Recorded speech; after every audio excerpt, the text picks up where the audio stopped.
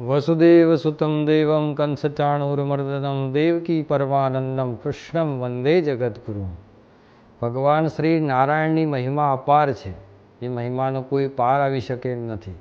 અને એમાં પણ જ્યારે પુરુષોત્તમ માસ હોય તો પછી કહેવું જ છું, કારણ કે પુરુષોત્તમ માસના અધિષ્ઠા જ ભગવાન શ્રી હરિ નારાયણ છે, ભગવાન કૃષ્ણ છે.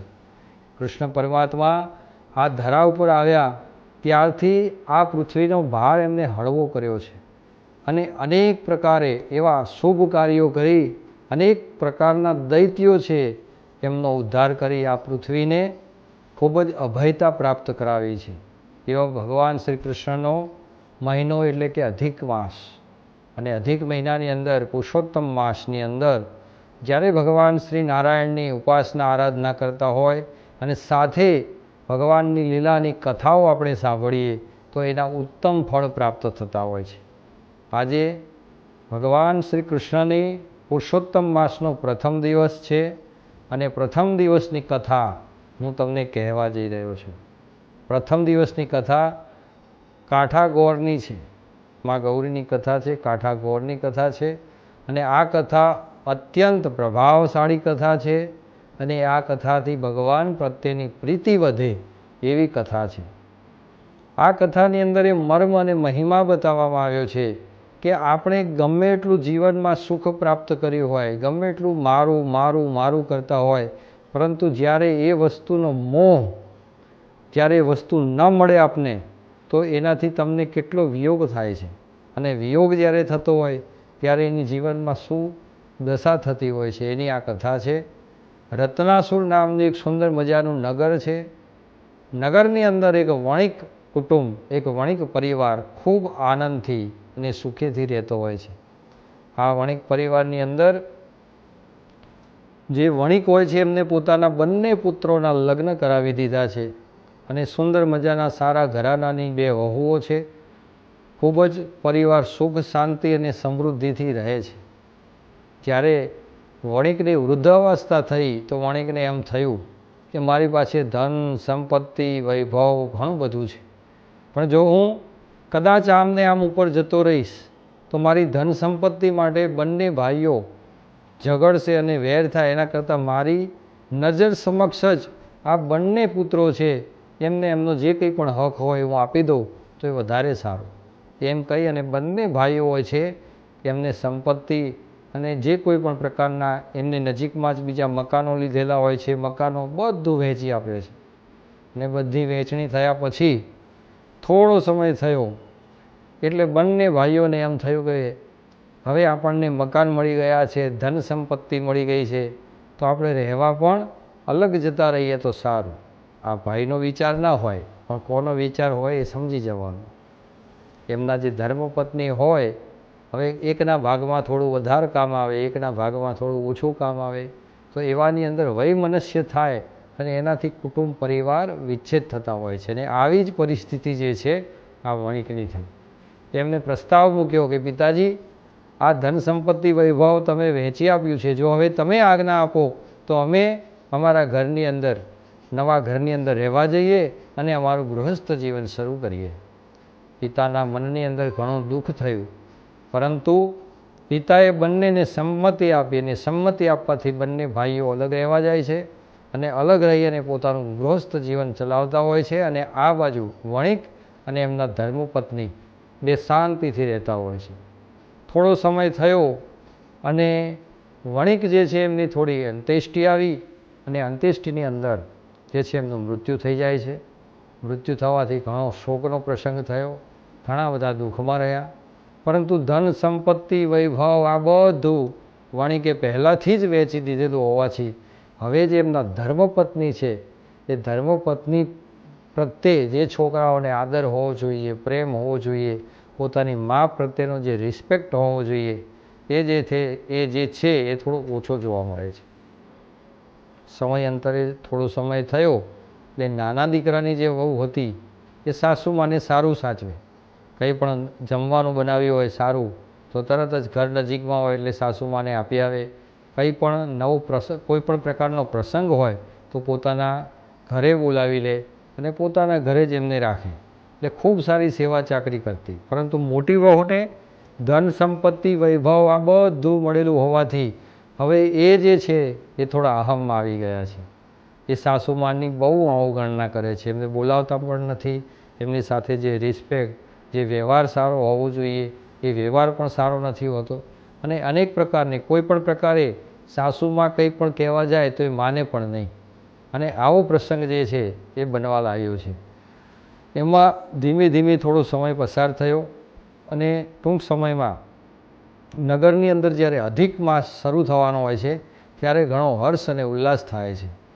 પહેલાંના સમયની અંદર જ્યારે અધિક માસ આવતો ત્યારે દરેકને એક પોતાનો એક એવો ઉત્સાહ જાગે પોતાના અંતર્મનથી કે અધિક માસ આવ્યો છે, લાવો ભગવાન કૃષ્ણનું પૂજન કરીએ, ભગવાન કૃષ્ણનું અર્ચન કરીએ અને અનેક પ્રકારે નાનું મોટું કંઈ પણ પ્રકારનું બ્રાહ્મણોને દાન કરીએ. આ પ્રકારના અનેક પ્રકારના જે છે એ પુણ્ય પ્રાપ્ત થતા હોય છે. ભગવાન કૃષ્ણનું એક અંગ બ્રાહ્મણ છે. શંખ, ચક્ર, ગદા અને પદ્મની પૂજા કરવાથી પણ ભગવાન કૃષ્ણ પ્રસન્ન થાય છે. એવી રીતે બ્રાહ્મણોને જમાડવાથી તેમજ બ્રાહ્મણોને કોઈ પણ પ્રકારની પુરુષોત્તમ માસની અંદર દાન દક્ષિણા કરો તો એનાથી ભગવાન ખૂબ પ્રસન્ન થાય છે. આ જગતમાં કોઈ પણ પ્રકારનું કોઈ પણ વ્યક્તિને તમે દાન આપો તો માત્ર ને માત્ર વિશ્વમાં બ્રાહ્મણને આપેલું દાન જ દાન ગણાય છે. બ્રાહ્મણ સિવાય અન્ય કોઈ પણ વ્યક્તિને તમે કોઈ પણ પ્રકારનું દાન આપો તો એ સહાય ગણાય છે. ઋષિમુનિઓને પણ કોઈ પણ પ્રકારનું તમે દાન આપો તો એ ભિક્ષા ગણાય છે. પરંતુ બ્રાહ્મણને આપેલું દાન અનેક પ્રકારે સારા ફળ પ્રાપ્ત કરાવે છે. કારણ કે બ્રાહ્મણ એ ભગવાનનું જ એક અંગ છે અને ભગવાન સ્વયં નારાયણે કહેલું છે કે બ્રાહ્મણ જે કોઈ પણ ભોજન આરોગે તો એ ભોજન એ મને જમાડ્યા બરાબર છે. માટે બ્રાહ્મણોને જેટલું પણ દાન દક્ષિણા પુરુષોત્તમ માસની અંદર કરો, બ્રાહ્મણોને જમાડો એટલા ભગવાન શ્રી હરિનારાયણ પ્રસન્ન થાય છે. આ પુરુષોત્તમ માસ શરૂ થાય છે તો એની અંદર જે વણિક પરિવાર હોય છે એ પણ પુરુષોત્તમ માસ કરતો હોય છે. એમાં જે નાના દીકરાની વહુ હોય છે ખૂબ ધાર્મિક હોય છે, એ પુરુષોત્તમ મહિનો કરતી હોય છે અને સાથે સાથે પુરુષોત્તમ મહિનો કઈ રીતે થાય એ સાસુમાને પૂછીને જ વ્રત કરતી હોય છે. રોજ સાસુમાં અને જે નાની વહુ હોય છે એ બંને નદી કિનારે જાય, નદી કિનારે જઈ પોતે સ્નાન કરે અને સ્નાન કર્યા પછી કાંઠાગોર જે હોય છે એમની વાર્તા સાંભળે, એમની કથા સાંભળે અને કથા સાંભળ્યા પછી પોતે ઘરે આવે. આ પ્રમાણે એમનું કાર્ય ચાલતું હોય છે. પરંતુ નાની વહુને એકવાર એમ થયું કે લાવને હું મારી જેઠાણી છે એમને પણ આ વ્રત કરાવું અને એને પણ શુભ ફળ પ્રાપ્ત થાય તો એનું જીવન પણ સાર્થક થાય. પણ જે મોટી વહુ હોય છે એને તો ધન સંપત્તિ વૈભવ ખૂબ સારું મળી ગયું હોય છે એટલે પોતાના ઘરની અંદર જ રચી પચી રહે, ઘરની બહાર નીકળે જ નહીં, કોઈ સગા સંબંધોને મળે જ નહીં અને ઘરની અંદર જ પોતાના સુખ સંપત્તિ અને વૈભવને ભોગવતી હોય છે. મારો પતિ બસ મારો છે અને એને સારી રીતે ખુશ રાખવું, મારા સંતાનો મારા છે અને એમને ખૂબ સારી રીતે ખુશ રાખવું અને પોતાના પરિવારને ખુશી રાખવામાં જ એનું જીવન જતું હોય છે. એમને એક દીકરી પણ હોય છે, દીકરી મોટી થઈ હોય છે એને સાસરે વળાવી હોય છે અને સાસરે વળાવ્યા પછી એને સારા દિવસો જતા હોય છે તે ટૂંક સમયમાં એ શ્રીમંત ભરી અને એને લાવવાના હોય છે એવો સમય પણ હોય છે અને એ જ પ્રમાણે એના ઘરે થોડા ઘણા મહેમાનો પણ આવવાના હોય છે, આ પ્રસંગ લેવાનો હોય છે. પરંતુ સમય એવો બન્યો કે જ્યારે નાની વહુને એવું થયું કે મારી મોટી જે જેઠાણી છે એને કહું અને એ જો આ વ્રત કરે તો એને સારા પ્રકારના ફળ પ્રાપ્ત થાય. એટલે એ વાત એ દેરાણી છે જેઠાણીને કહે છે કે તમે પણ મારી સાથે આવો, નદીએ નાહો અને પુરુષોત્તમ ભગવાન શ્રી નારાયણની કથાઓ છે એ કથાઓ સાંભળો અને આપણા જીવનને સાર્થક બનાવો. તો એ તરત જ કહે છે કે આ બધું જે છે એ બધામાં હું કંઈ બહુ માનતી નથી, આ બધામાં મને કોઈ પણ પ્રકારની શ્રદ્ધા નથી, તમારે જે કરવું હોય એ કરો, પરંતુ હું ભલી, મારું ઘર ભલું અને મારો પતિ ભલો ને મારા સંતાનો ભલા, મારે બીજા કોઈ કાર્યમાં પડવું નથી અને કોઈમાં હું માનતી નથી. એટલે આવી રીતે ભગવાનની કથાનો અનાદર કરે છે. નાની વહુ કહે છે કે હે ભગવાન, આ મોટી વહુને સદબુદ્ધિ આપજો કે તમારું પૂજન અને પાઠ કરે, અને એ પછી નાની વહુ જે છે એ પૂજા કરવા જાય છે. પરંતુ એ દિવસે જ જ્યારે નાની વહુએ આવો સંકલ્પ કર્યો અને પુરુષોત્તમ માસની અંદર જ્યારે નાસ્તિકપણાનો એમને વિચાર કર્યો, ત્યારે ભગવાનને એમ થયું કે આને શિક્ષાત્મક પાઠ તો ભણાવવો જ પડે, અને આને જો શિક્ષાત્મક પાઠ ભણે તો જ આ વ્યવસ્થિત રીતે ભક્તિભાવમાં આવે. એટલે એમને જે પોતાનો સંતાન હતો એને જે વિદ્યાભ્યાસથી મૂકેલો ને સાંજે પાછો આવે વિદ્યા પાઠશાળાથી, તો પાઠશાળાથી મિત્રોની સાથે ક્યાંય જતો રહ્યો, તે સાંજે પાછો આવ્યો નહીં. પોતાનો પતિ હતો એ કોઈ કારણોસર અચાનક બહાર જવાનું થયું. પહેલાંના જમાનામાં તો મોબાઈલ હતા નહીં કે ફોન કરીને વાતચીત કરે, પરંતુ અચાનક બહાર જવાનું થયું હોવાથી એ વેપાર અર્થે બહાર જાય છે અને ઘરે કહેવાનું ભૂલી જાય છે. એટલે પતિ પણ સાંજે ઘેર આવતો નથી. મહેમાનો જે પોતાના ઘરે આવવાના હોય છે એ ભગવાનની કૃપાથી કંઈક આગળ વેલ એમના નીકળી જાય છે. વેલ એટલે કે પહેલાંના જમાનામાં ગાડું ભરી અને ગાડામાં આવતા, એ ગાડું કંઈક અવરા રસ્તે ચડી જાય છે અને મહેમાનો પણ ઘરે આવતા નથી. અને દીકરી જે આવવાની હતી એ દીકરી પણ ઘરે આવતી નથી. આમ પોતાના ઘરે કોઈ ના આવ્યું. એને ઘણી બધી પોતાના પુત્રની શોધ કરી, પોતાના પતિની શોધ કરી, પરંતુ ક્યાંય કોઈ વાવડ મળ્યા નહીં. અને આનાથી એ ખૂબ જ ભયભીત થઈ અને ગભરાઈ કે આ શું થયું, આ તો મારું આખું બધું ઉલટું પડવા લાગ્યું. આજે તો મારા ઘરે સુંદર મજાનો પ્રસંગ હતો, બધા મહેમાનો આવવાના હતા, તો આ તો મારો પતિ પણ દેખાતો નથી, મારું સંતાન પણ દેખાતું નથી, મહેમાનો પણ દેખાતા નથી, આ શું થયું અને આ કઈ રીતે બન્યું. એટલે એને યાદ આવ્યું કે સવારે મેં આ પ્રમાણે કંઈ કહ્યું તો આના કારણે તો નહીં બન્યું હોય. એટલે તરત જ દોડતી દોડતી પોતાની જે દેરાણી હોય છે એની પાસે આવે છે.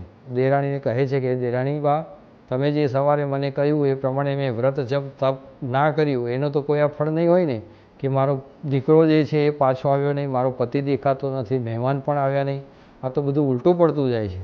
દેરાણીએ કહ્યું કે ચલો આપણે બંને સાથે મળી અને સાસુમા પાસે જઈએ, સાસુમા અવશ્ય કંઈક રસ્તો બતાવશે. સાસુમા પાસે આવે છે એટલે સાસુમા કહે છે બેટા સહેજ પણ ચિંતા કરીશ નહીં, પુરુષોત્તમ ભગવાન ખૂબ જ દયાળુ છે, ખૂબ જ કૃપાળુ છે, તારું કોઈ પણ પ્રકારે કોઈ પણ રીતે અનિષ્ટ કરશે નહીં. તું સવારે અમારી સાથે ચાલ, નદીએ સ્નાન કર અને સ્નાન કરી અને કાઠાગોળની કથા સાંભળ. એ કથા સાંભળવાથી તને સારા ફળ પ્રાપ્ત થશે. અને જ્યારે વહુએ સાસુનું માની અને એ પ્રમાણે વ્રત કરે છે ત્યારે કાઠાગોળ એના ઉપર પ્રસન્ન થાય છે, ગૌરી પ્રસન્ન થાય છે. ગૌરીને કહે છે, કાઠાગોળને કહે છે કે હે મા ભગવતી, અમારાથી કોઈ ભૂલ થઈ હોય તો મને ક્ષમા કરી જજો. છોરું કસોરું થાય પણ માવતર કમાવતર ના થાય. તમે અમારા માવતર છો, મારાથી કોઈ પણ પ્રકારની ભૂલ થઈ હોય તો મને ક્ષમા કરજો. અને એ રીતે પ્રાર્થના કરી અને જ્યારે વહુ પાછી ઘરે આવે છે ત્યારે પોતાના મિત્ર સાથે ગયેલો જે એનો પુત્ર હોય છે એ પ્રથમ પાછો આવે છે. પછી એનો થોડો સમય થાય છે એટલે પતિ પણ ઘેર જોવા મળે છે, અને જે ભૂલા પડેલા મહેમાનો હોય છે એ પણ પોતાના ઘરે આવે છે. અને આ બધાને ઘરે આવેલા જોઈ ખૂબ જ બહુ હરખાય છે અને કહે છે કે હે ભગવાન, હે નારાયણ, હે પુરુષોત્તમ ભગવાન, તમારી જ કૃપા છે કે મારું બધું હેમખેમ છે. અને એ પ્રમાણે એ વહુને શ્રદ્ધા બેસે છે, અને શ્રદ્ધા બેસ્યા પછી નિરંતર રીતે આખો પુરુષોત્તમ માસ ખૂબ ભક્તિ અને ભાવથી મા ભગવાનનું મા ભગવતીનું જે મહાલક્ષ્મી છે એ લક્ષ્મી માતાનું અને નારાયણનું એ પૂજન કરે છે. લક્ષ્મી માતા અને નારાયણનું પૂજન કરી, ભગવાન કૃષ્ણનું પૂજન કરી પોતાના જીવનને સાર્થક કરે છે. અને અંતે જ્યારે છેલ્લો 1 મહિનો પૂર્ણ થવા આવે છે ત્યારે પુલ્લાની પ્રસાદ બનાવી અને જે છે બ્રાહ્મણોને દાન કરે છે. યથાશક્તિ દાન દક્ષિણા આપી બ્રાહ્મણોને જમાડે છે અને વ્રતની ઉજવણી કરે છે. અને આ પ્રમાણે કરવાથી એના ઘરમાં સુખ શાંતિ ધન અને વૈભવની વૃદ્ધિ થાય છે અને અનેક પ્રકારના સારા ફળો પ્રાપ્ત થાય છે. આ હતી કાઠાગોળની કથા. આ કથા જે રીતે મોટી વહુને ફળી એવી રીતે તમારા જીવનમાં તમને ફળે અને એના સારામાં સારા ફળ પ્રાપ્ત થાય એવી આપ સૌને ખૂબ ખૂબ શુભકામનાઓ. જય શ્રી કૃષ્ણ.